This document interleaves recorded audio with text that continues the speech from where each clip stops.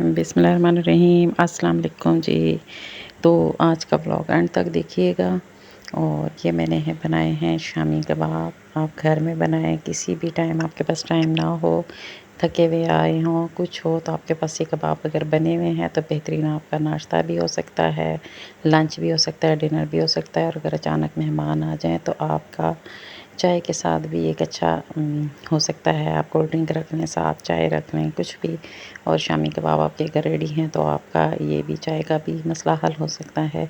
और साथ में अगर आप बन वगैरह ले आएँ तो आप इसके बर्गर भी घर में, फिर अचानक से बच्चों को भूख लगती है और बच्चों को लंच में देना हो तो बेहतरीन सा आइडिया है शामी कबाब। तो हम पाकिस्तानी ख़वातीन के लिए एक बहुत ही ज़बरदस्त, एक तो थोड़ा मुश्किल है, जिनके पास तो होते हैं चॉपर वगैरह उनके लिए तो बहुत ईज़ी है, लेकिन जो जैसे मिडिल क्लास फैमिली से होते हैं जिनके पास चॉपर वगैरह नहीं है, अगर ये भी कह लें कि इतना महंगा नहीं है, लेकिन नहीं अवेलेबल होते हर किसी के पास, तो मेरे पास भी नहीं है। तो मैं तो इसको जो सिलबट्टा होता है या जो कूटने के लिए, लहसुन के लिए हमने रखी होती है घर में, वो उसमें मैं कूट के बनाती हूँ।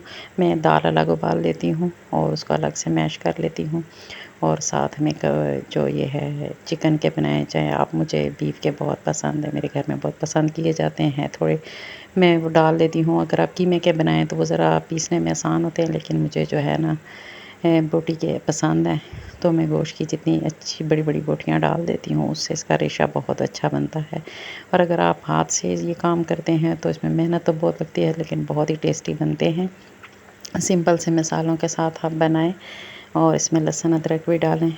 और मैं तो अजवाइन भी डालती हूँ, इसलिए कि ये बड़े का गोश्त होता है, यानी कि बीफ होता है, और ये बहुत ही मज़े के बन जाते हैं। मैं काफ़ी सारे बना लेती हूँ, अगर मेहमान आए तो वो यूज़ कर लेते हैं, नहीं तो बाज़ औक़ात बच्चे हों या कोई भी घर में किसी को कुछ भी खाने का दिल ना हो तो वो ये खा लेते हैं। मेरा बेटा लंच लेके जाता होता है, साथ वो जॉब पे जाता है, तो उसके लिए भी होता है नाश्ते में भी। और साथ कभी मुझ में हिम्मत ना हो कि आज कुछ नहीं बना उसका, जैसे सब्ज़ी वगैरह नहीं खाते बच्चे, तो फिर मैं उनको वो दे देती हूँ, तो बच्चों को बहुत पसंद आते हैं। अगर मेरे नवासा नवासियाँ हैं वो आ जाएँ, उनके लिए बर्गर बना देते हैं। तो इस तरह हम ख़वातीन कुछ ना कुछ एक चीज़ बनाती हैं, उससे 3-4 काम ले लेती हैं। ये फ्रेंच फ्राइज़ मैंने अपने बेटे के लिए बनाए थे और ये नेक्स्ट मॉर्निंग थी, वो रात का टाइम था, तो मैंने शामी कबाब बना लिए थे कि दिन में फिर इतने काम नहीं होते, दिन में सफाई ये वो, तो मैं ज़्यादातर ऐसे काम जो होते हैं रात में कर लेती हूँ। अगर मेहमान आते हों तो भी ऐसा ही करती हूँ, और अगर वैसे भी हो कि मुझे लगता है कि फिर जब मैं रात को लेटूँगी, सोऊँगी, सुबह फ्रेश होंगी। और अगर दिन में सुबह-सुबह ऐसे काम कर लूँ तो फिर पूरा दिन ही थकावट नहीं जाती। तो ये साथ में फिर मैं नाश्ता बना रही हूँ अपने बेटे के लिए, और उसके लंच के लिए पराठे सिंपल से बनाने थे। गर्मी बहुत ज़्यादा लग रही थी, तो कोई चौकोर पराठा नहीं, कुछ नहीं, बस बीच में थोड़ा-सा ऑयल लगा लिया और हल्के-हल्के से पराठे बना लिए थे। तो एक तो यहाँ पे ही खाना था, 2 साथ लेके जाने होते हैं, और फ्रेंच फ्राइज़ भी मैंने बना दिए थे। तो साथ जो भी घर में बना हो सालन वगैरह वो ले जाता है, नहीं तो ये आलू वाले पराठे बना देती हूँ। कभी शामी कबाब हो जाते हैं, इस तरीके से ना मैं लंच दे देती हूँ बेटे को। और ये मेरा एक सिंपल सा फिर नाश्ता था, जो चाय वगैरह साथ हमारी बनती है। और गर्मी भी इतनी ज़्यादा है, अब डेली ऑमलेट वगैरह भी नहीं बनते, अगर पड़े हों अंडे तो बनते ही चले जाते हैं, नहीं हो तो फिर नहीं भी बनते। और कभी शामी कबाब चल जाते हैं, कभी सादा ही चल जाता है। बेटा मेरा सालन वगैरह शौक़ से नाश्ते में उसने लेना होता है, लेकिन मैं और मेरे हस्बैंड जो है ना वो चाय के साथ हम खा लेते हैं अंडा पराठा या वैसे ही सिंपल सा। तो ये मेरी एक सिंपल सी रूटीन है, मैंने कहा चलें मैं आपसे शेयर करती हूँ। रात की भी आपसे इनके साथ शेयर की है, और ये मेरी मॉर्निंग की है। तो ये साथ में नाश्ता बन रहा है, साथ में मैंने फ्राइज़ भी बना दिए थे। और आज मैंने जाना था थोड़ा बाज़ार तक, तो अपने लिए फिर मैंने सूट भी प्रेस करना था, तो मैंने कहा जल्दी-जल्दी ये सारे काम ख़त्म करूँ।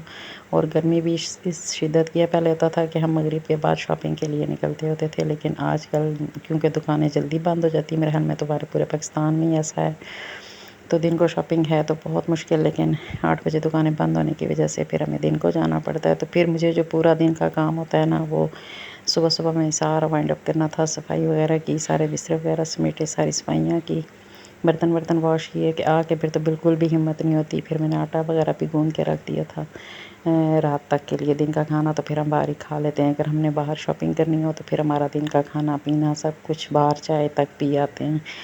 फिर घर आके एक दफ़ा फिर दूध पत्ती बनती है घर में कि थकावट तब अपने घर आके ही चाय जब तक ना पिए तो थकावट उतरती नहीं है। तो ये मैंने कहा चलें जी अपनी बहनों से एक छोटा सा व्लॉग भी शेयर कर लूँगी और जल्दी जल्दी में जो काम किए हैं वो भी आपसे शेयर कर दूँगी। कुछ का व्लॉग बन गया था, कुछ का नहीं बन सका। और आप सबसे गुजारिश है मेरे चैनल को ज़रूर देखा करें और फुल वॉच किया करें वीडियो को, सब्सक्राइब भी किया करें, अच्छा सा एक कमेंट भी कर दिया करें। ये आप लोगों का एक प्यार होता है जो मुझ तक पहुंचता है। मुझे लगता है कि आपको मेरा व्लॉग अच्छा लगा है और अपनी दुआओं में मुझे ज़रूर याद रखा करें। बहुत छोटा सा व्लॉग है और आपसे बस एक छोटी सी बात शेयर करूँगी। जैसे कि मैंने उस दिन तस्बीह फ़ातिमा का ज़िक्र किया था, तो दुरूद शरीफ का भी यही कहूँगी कि जो लोग दुरूद शरीफ पढ़ते हैं, मैंने देखा है कि वो उनके चेहरे पे एक नूरानी सा नूर आ जाता है और उनकी हर बात ही लगता है वो बहुत सच्चे दिल से, और उनकी दुआएं भी कबूल होती हैं और आपका दिन बहुत अच्छा गुजरता है। तो अल्लाह ताला सबकी दुआओं को कबूल और मंजूर करे। और इसी के साथ मुझे दीजिए इजाज़त। अपनी याद रखिए और ये मेरा अच्छा सा व्लॉग है, अच्छा सा कमेंट कर दीजिएगा मेरा व्लॉग आपको कैसा लगा। अपनी दुआ में याद रखिएगा और इसी के साथ दीजिए इजाज़त। अल्लाह हाफिज़। और सब दुरूद ज़रूर पढ़ा करें, चाहे एक तस्बीह पढ़ें, चाहे 3 दफ़ा पढ़ें, चाहे 100 दफ़ा पढ़ें, और ज़रूर पढ़ा करें। इसी के साथ दीजिए इजाज़त। अल्लाह हाफिज़।